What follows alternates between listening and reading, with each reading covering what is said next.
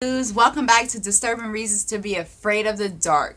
Now, today we are not doing necessarily a paranormal video. I was requested to do the story of Antoinette Frank, and I will do it because she's an old friend from my childhood, and I miss her, and I wish we could reconnect. And just a shout out to you. I'm not going to say your name because I don't want to put you out there like that, and I didn't ask you permission, and I thought about it once I put the camera on. But anyway, I digress. I'm not going to say your name, but girl, I love you and I miss you. And I hope you're doing well, and congratulations. I am so happy for you. I hope you and your hubby have a great life and everything goes planned and you'll have the healthiest baby in the world. And I love you. But without further ado, let's get started because this is kind of long, and like I said before, 15 minutes. I can't go further because of the rules of phone YouTube. It's bullshit. But let me go ahead and light this. Even though it's not paranormal, I'm still going to light it because this is... I'm going to put a trigger warning on this video because it does go into graphic detail of what she did. And that kind of worries me because I could not find no images with the words to put at the end. Just so if you're into that dark stuff, you could go read it. And I didn't have to say it. But I could not find nothing on it or anything that I could blow up to show y'all that I wouldn't get copyrighted for, so I could not do it, and I'm sorry. So I have to say it because I don't want to leave pieces out and give y'all don't give y'all the full story, you know what I mean? So therefore, let's go ahead and get started, okay? Crimes of a Killer Cop. Article by Charles Montitello. Antoinette Renee Frank, born April 30th, 1971, is one of two women on death row in Louisiana. On March 4th, 1995, Frank was employed as a New Orleans police officer when she and an accomplice Rogers committed an armed robbery at a restaurant and killed a New Orleans police officer and two family members who were working at the restaurant. The motive of the murders was money. When Antoinette Frank was a young girl and people would ask her what she wanted to be when she grew up, the answer was always the same: a police officer. When she turned 22, she finally got her dream. Frank interviewed with the New Orleans Police Department in January 1993, despite that she was caught lying several times on her application and that after completing 2 psychiatric evaluations, a firm do not hire status was recommended. The decision was made to hire her anyway. As a police officer cruising the streets of New Orleans, she came off as weak, indecisive, and as some of her co-workers stated, borderline irrational.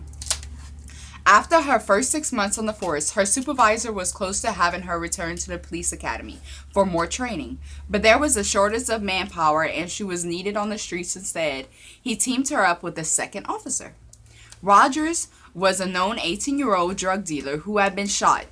Frank was the officer assigned to take his statement, and a relationship between the two immediately transpired. Frank decided that she was going to help Rogers turned his life around. However, the relationship quickly turned into a sexual one and Frank fell in love. Frank and Rogers began spending a lot of time together, and she did little to hide it from her fellow police officers or supervisors. She allowed him to ride in her police car when she was on duty, and he sometimes accompanied that's one of them words I can't say very well because of my lisp. He accompanied her on calls. She would sometimes even introduce him as a trainee or nephew. And now we get to the murders. On March 4th, 1995, Frank and Rogers showed up at the Kim Ann Vietnamese restaurant in East New Orleans, Louisiana at 11 p.m. Frank had worked security at the restaurant and was on friendly terms with the family that owned and ran it. They would often give her food for free, even when she was not working. Fellow police officer Ronald Williams also worked security at the restaurant and was responsible for scheduling the other officers. He was there when Frank and Rogers showed up. Frank introduced Rogers as her nephew, but Williams recognized him as a thug who he had stopped on more than one occasion. Okay, and the names of the restaurant owners I cannot pronounce correctly, and I tried to figure it out, but I couldn't, so I'm not going to say their names. I'm going to just give you the beginner initials. because I don't want to mess up their names and I don't want to offend anyone that has that heritage. So I'm so sorry about that. But I'm not going to offend anyone. I'd rather just say the beginning names than to offend anyone, okay? At around midnight, 24-year-old C was working the restaurant when her sister and two brothers decided it was slow enough to close. She was headed to the back to balance the money when she noticed that the key to the restaurant was missing since the last time she had let Frank and her nephew out. She continued on to the kitchen to count money, then returned to the dining room to pay Williams, who was working security that night. Frank suddenly appeared back at the restaurant, shaking the door to come in. Sensing something was wrong, she went into the back and hid the money in the microwave, then returned to the front of the restaurant. Earlier, after the first time the couple left, Williams told C Frank and her nephew were bad news. C had already decided that she did trust Frank after seeing her nephew, who looked like the gang member with his gold front teeth.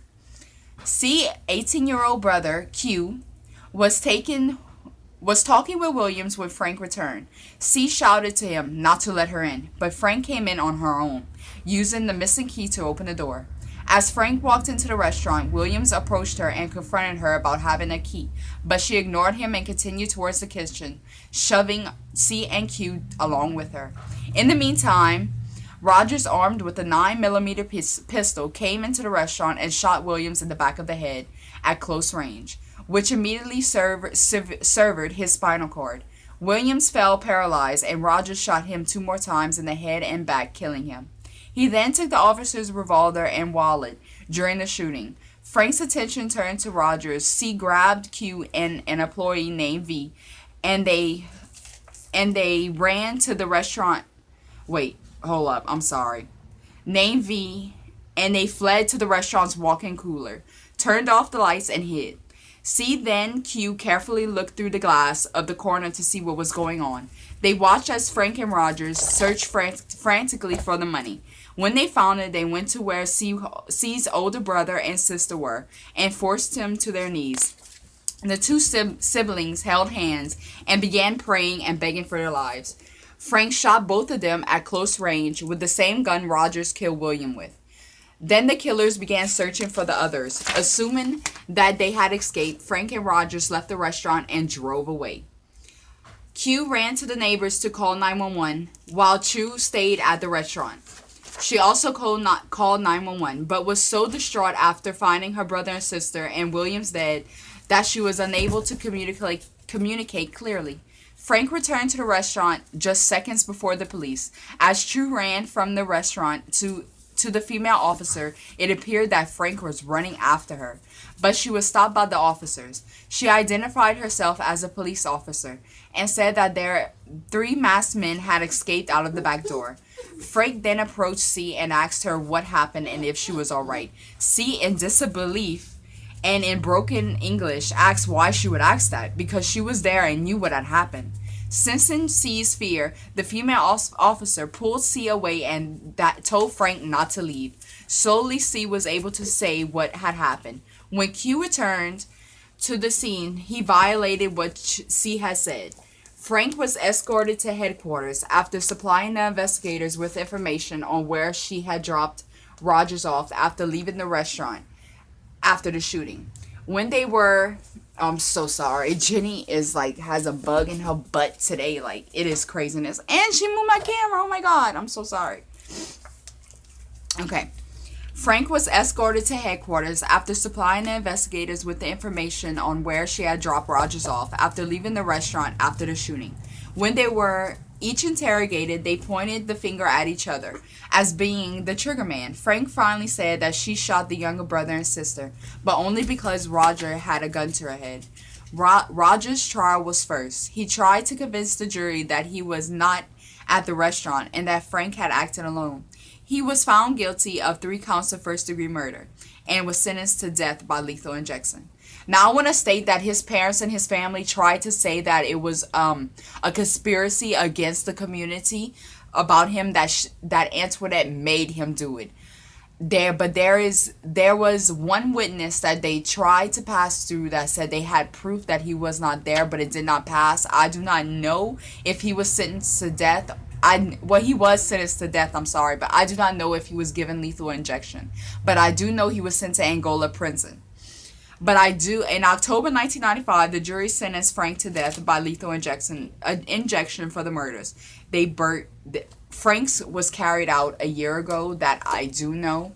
But also, I wanted to tell y'all that about a year later, after her court hearing was finished and all this, police officers were still doing their investigation on her, and they went to her home and they found bones underneath her house. I do not know who the bones were for. They did not say in the article, but they were found, and I don't know if she was charged with it, being that she was already once you're, I don't know how exactly that works. I'm not really in that type of stuff that much, but I think I remember seeing this story on Deadly Women, but I'm not completely sure if they charged her with the body they found underneath her house, or even if they mentioned it or they didn't at a court hearing for it. I am not sure. This is not my cup of tea, but I did it anyway, and it was a very interesting story. I enjoyed doing it. So remember, my friends, please subscribe, like, and comment. I will do 2 more videos today, so stay tuned for that. It will be paranormal videos, and I hope you all enjoyed my videos yesterday. And remember, my friends, stay scared. Nikki Luz.